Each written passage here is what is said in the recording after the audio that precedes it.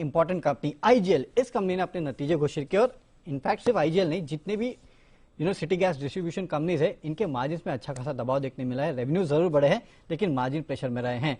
तो ये पूरा जो क्वार्टर है इन कंपनीज के लिए कैसा रहा, क्यों रेवेन्यूज बढ़े, क्यों मार्जिन पे इस तरह का प्रेशर आया, ये सब जानने के लिए इस कंपनी के एमडी मिस्टर ए.के. जना, इनसे हमारी एग्जीक्यूटिव एडिटर स्वाति खंडेलवाल ने खास बातचीत की। चलिए एक बार सुन लेते हैं।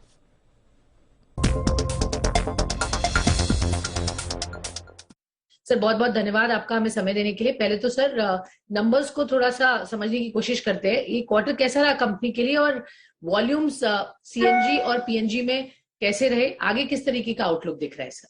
देखिए, वॉल्यूम तो 22% बढ़ा है अगर क्वार्टर टू क्वार्टर देखेंगे, एंड उसमें 26% जो है सीएनजी का है और 14% हमारे पीएनजी से है।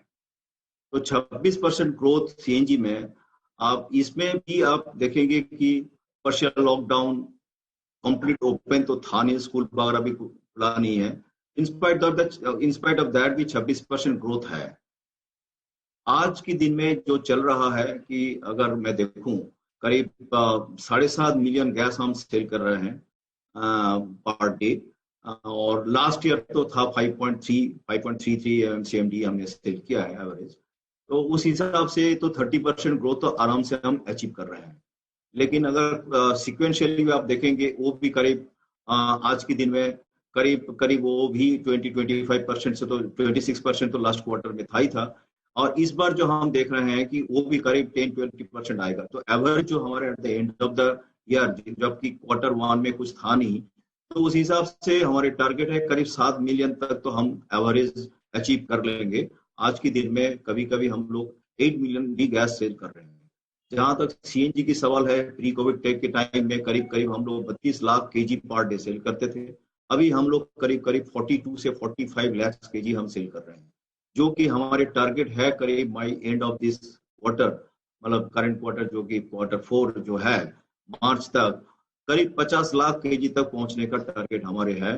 तो हम वो फिगर आराम से अचीव कर लेंगे, क्योंकि काफी इंफ्रास्ट्रक्चर जो भी चाहिए हमने और प्राइसिंग मैकेनिज्म भी हम उसी हिसाब से बनाया, सो दैट कि 50 लाख हम अचीव कर लेंगे। पर सर जो डिक्लाइन मार्जिन्स में आया है उसकी क्या खास वजह थी और मार्जिन्स पर आगे क्या आपका आउटलुक है? मेरा ग्रॉस प्रॉफिट जो है वो करीब बराबर है, एंड अगर आप देखेंगे कि 830 करोड़ के आसपास हमारे ग्रॉस प्रॉफिट मेंटेन किया है। और इसके मतलब ये लगता है कि जो कि इम्पैक्ट ऑन प्राइस में, डोमेस्टिक प्राइस इंक्रीज होने में जो था, हम लोग आराम से उसको पास थ्रू कर पाए हैं। और हम ऐसा पास थ्रू किया है जिसमें कस्टमर के ऊपर सर्टन भाड़े ना आ जाए।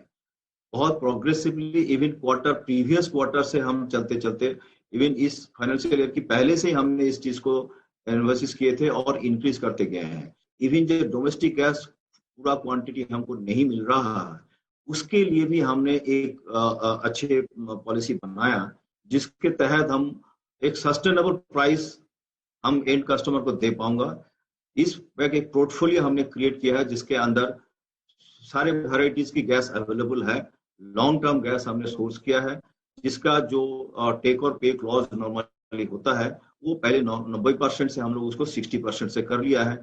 जो हमने टारगेट पहले से शुरू किया था, जो कि हमारे जो प्राइसिंग मैकेनिज्म जो पास थ्रू है, और वो एक ईबिटा जो हमारे टारगेट था 7.5 के आसपास रखना है, वो हम मेंटेन कर रहे हैं।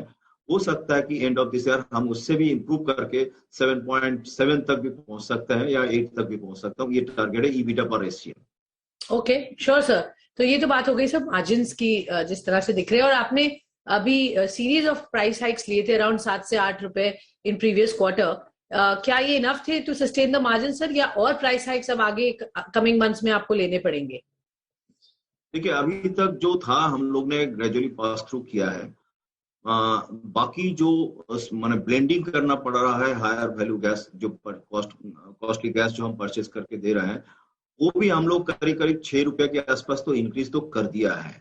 बाकी जो है कि ग्रेजुअली हम इंक्रीज करना हमारे लिए अनिवार्य है, क्योंकि अगले जो हाफ ईयरली जो प्राइस डिसाइड होगा, दैट हम एक्सपेक्ट कर रहे हैं करीब $2 के आसपास बढ़ेगा, $2 का मतलब हो गया करीब 8-9 रुपया के आसपास आपको बढ़ाना पड़ेगा। तो एट ए टाइम बढ़ाना नहीं हमारे लिए सही नहीं रहेगा, तो हम वो स्ट्रेटेजिकली बढ़ाएंगे सो दैट मेरा कस्टमर के ऊपर इम्पैक्ट ना आए, मेरा जो कन्वर्जन हो रहा है उसके ऊपर इम्पैक्ट ना आ रहा है।